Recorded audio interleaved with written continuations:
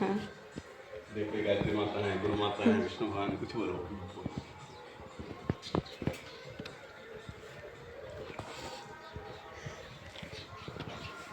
Introduction करवाना जरूरी है। तो आइए, आज पुरुषोत्तम मास महात्म तो पूर्ण हो गया। आज उसके परिप्रेक्ष्य में बोलते हैं। पहले भगवान राधे कृष्ण की वंदना करते हैं।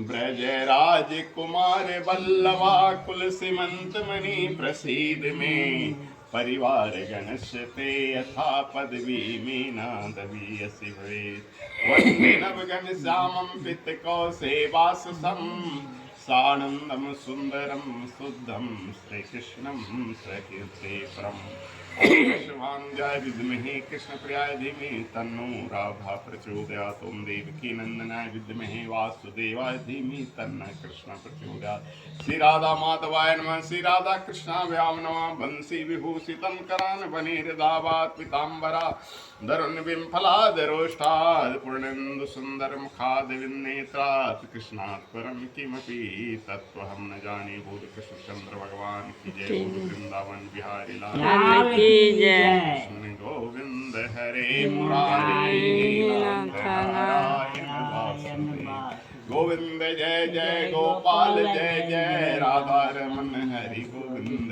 जय जय हरे राम राम राम हरे हरे हरे कृष्ण कृष्ण कृष्ण हरे हरे। श्री राम जय जय राम। आत्मी भक्ति जनों सप्रेम जय श्री हरि। पुरुषोत्तम मास के समय में हमने आपको पुरुषोत्तम मास महात्म पुस्तक से 26 अध्याय 27 दिन में कथा सुनाई। व्यासपीठ से मैंने कहा, मेरे सहयोगी गोपाल जी ने कुछ कहा, कुछ शोभा ने कहा। इस तरह से आपने 26 अध्याय का वीडियो 3 पार्ट में देखा। 26 अध्याय का वीडियो 26 भाग में देखा, परंतु 3 आदमी के वक्तव्य में देखा।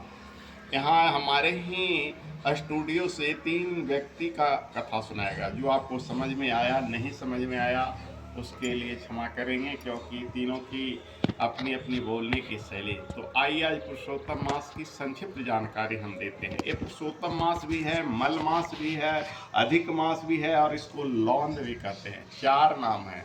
ऐसे भी कहा गया हरि अनंत, हरि कथा अनंता। हरि माने विष्णु अनंत है, तो विष्णु की कथा अनंत है। तो भला विष्णु का महीना कैसे नहीं अनंत होगा? उसको भी 4 नाम पड़ा है।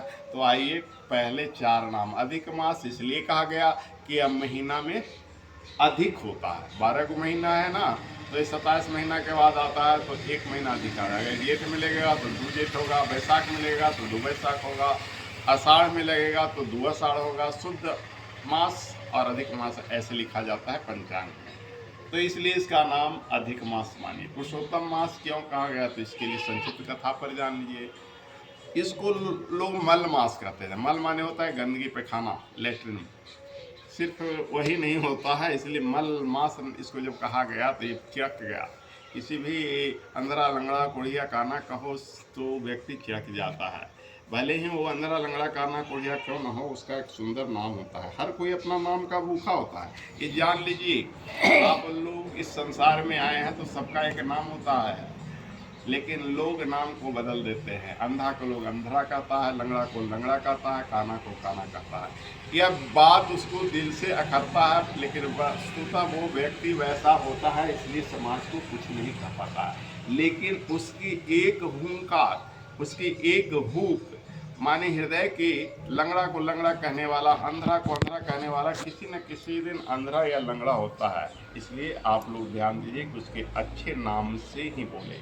आज भारतीय संविधान में कानून भी बन गया है कि ऐसे दिव्यांग व्यक्ति को दिव्यांगता की नाम लेकर न बुलाएं, उसके अपने नाम से बुलाएं।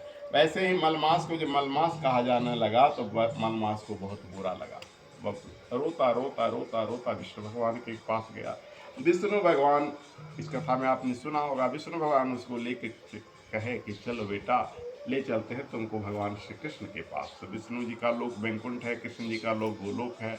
वो उसको हाथ पकड़ के, विष्णु भगवान जिसका हाथ पकड़ लेंगे सोचो कि उसका भला ही होगा। विष्णु और कृष्ण में अंतर नहीं है, लेकिन फिर भी कृष्ण भगवान के पास ले गए। कृष्ण भगवान देखे जब विष्णु के लाया हुआ आदमी है तो इससे प्रेम से बात करें। बोले क्या दुख है? बताया कि लोग मुझे मलमास कहते हैं। मल माने गंदगी होता है। बताइए फिर हमें गंदगी हो मलमास कहकर लोग इसे खिंचवाता था। हर कोई आजकल किसी को खिंचवाता है, माने चिढ़काता है, चिढ़ाता है। आप देखते हैं ना, अगर कोई काना व्यक्ति हो तो उसको काना कह के चिढ़ाएगा, कुछ ना कुछ कह के चिढ़ाएगा।